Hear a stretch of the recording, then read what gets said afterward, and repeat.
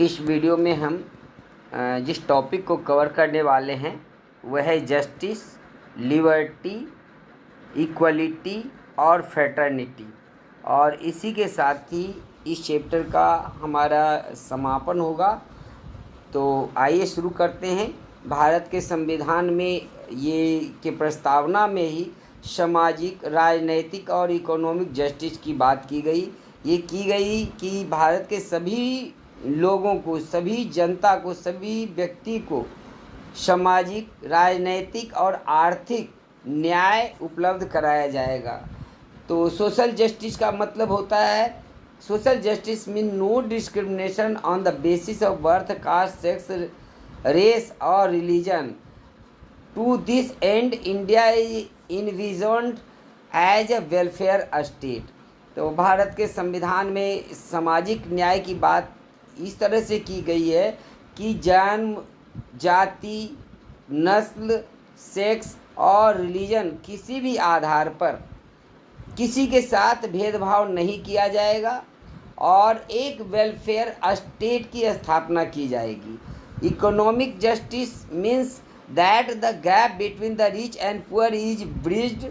This can be done by providing facilities of education, health and employment to all. Bharat के संविधान में आर्थिक न्याय की बात की गई और इसका मतलब ये है कि अमीर और गरीब के बीच में ज़्यादा दूरी न हो, इसका ख्याल सरकार रखेगी और सभी लोगों को जो बेसिक ज़रूरतें हैं, एजुकेशन, हेल्थ और एम्प्लॉयमेंट, उसको सरकार उपलब्ध कराएगी। तीसरा है political implies that everyone has the right to participate in the affairs of state। यानी जो राज्य के मामले होंगे उसमें पार्टिसिपेट करने का अधिकार हर व्यक्ति का होगा। जैसे हर कोई चुनाव लड़ सकेगा, जो एलिजिबल हैं वो वोट दे सकेंगे, चुनाव लड़ सकेंगे, जीत करके सरकार में आ सकेंगे और सरकार के हर मामले में अपने पार्टिसिपेट कर सकेंगे। यह हर व्यक्ति को अधिकार दिया गया। दूसरी टॉपिक आज जो इसको हम डिस्कस करने वाले हैं वो है लिबर्टी। देखिए, स्वतंत्रता मानव के बेसिक राइट्स हैं, नेचुरल राइट्स हैं और इस लिबर्टी के अभाव में व्यक्ति के व्यक्तित्व का विकास बिल्कुल नहीं होता। लोकतंत्र का जो आधार है वह इंडिविजुअल लिबर्टी पर आधारित होता है। इसका मतलब है कि हर व्यक्ति को मिनिमम राइट्स उपलब्ध कराया जाएगा। Every person in a community for free and civilised existence. हर व्यक्ति और समुदाय अपने जो सांस्कृतिक एग्जिस्टेंस है उसके अनुसार रहने के लिए स्वतंत्र होंगे। These translate to right to freedom award which you will read the next chapter. इसके बारे में अगले चैप्टर में हम विस्तार से पढ़ेंगे कि फ्रीडम क्या होता है। यहाँ ये समझ लेते हैं कि फ्रीडम हमें किन किन मामलों में दिया गया। तो राइट टू फ्रीडम है हमको, ये हमारा फंडामेंटल राइट्स है।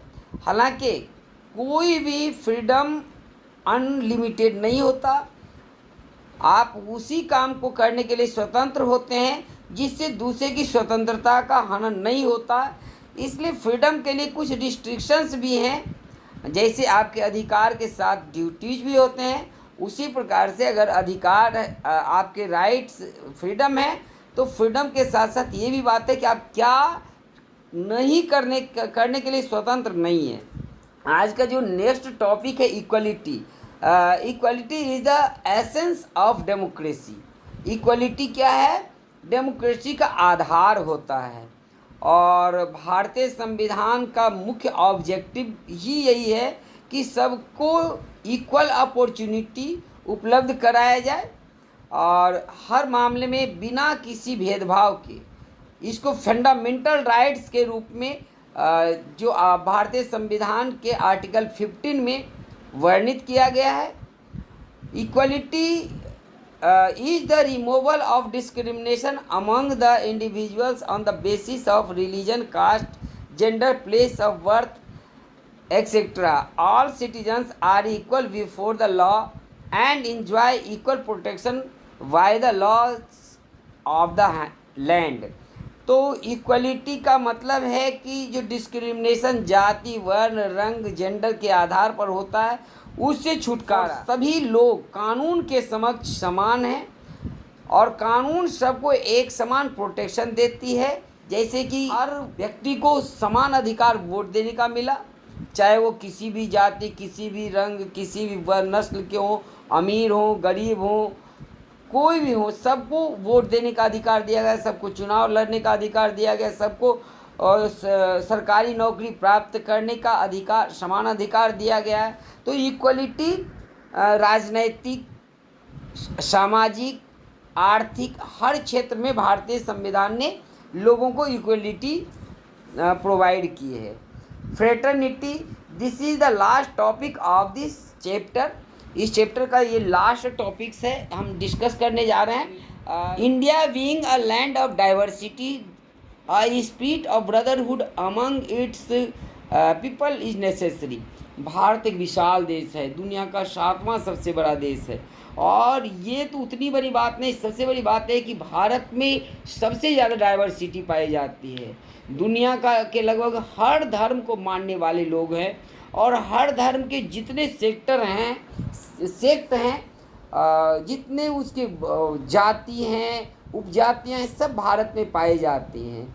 ऐसी स्थिति में लोगों के बीच में प्रेम और भाईचारा बना रहे, फ्रेटर्निटी की भाव बना रहे, इसके लिए भारत के संविधान में बातें की गई है, और ये भारत के एकता और अखंडता के लिए भी बहुत ज़रूरी है।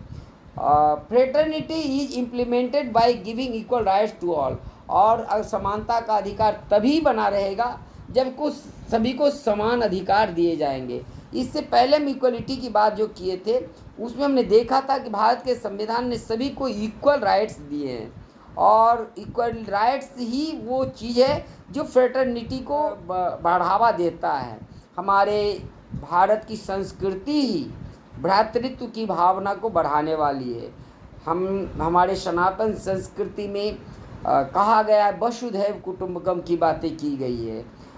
ये कहा गया, सर्वे भवन्तु सुखिनः सर्वे सन्तु निरामया सर्वभद्राणि पश्यन्तु माँ कश्चित् दुर्भाग् भवेत्। सारे लोग सुखी हों, सारे लोग निरोगी हों, और सब एक दूसरे को अच्छे नज़र से देखें, भद्र यानी सज्जन भाव से देखें, और किसी को कोई दुख न हो।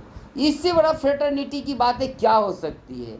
भारत के संविधान ने भारत के इस सनातन संस्कृति को एडॉप्ट किया, और सबको के बीच में प्रेम और भाईचारे की बातें की गई।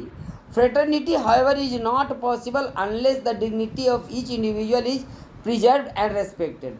देखिए, भ्रातृत्व की भावना तब तक नहीं आ सकती जबकि लोगों के बीच में ऊंच नीच या फिर डिस्क्रिमिनेशन की बातें ख़त्म नहीं होती।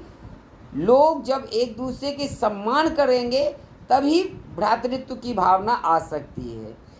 लोग एक दूसरे के प्रतिष्ठा का सम्मान करें, सबको जस्टिफिकेबल राइट्स मिले हर इंडिविजुअल को। The constitution of India aims to provide such rights to individuals. इस तरह के अधिकार को भारत के संविधान हर किसी को उपलब्ध कराता है। Some examples of such principles include these points. तो भारत के संविधान में कुछ पॉइंट्स वर्णित किए गए हैं जिससे हमें पता चलता है कि भारत के संविधान में फ्रेटर्निटी की बातें की गई है।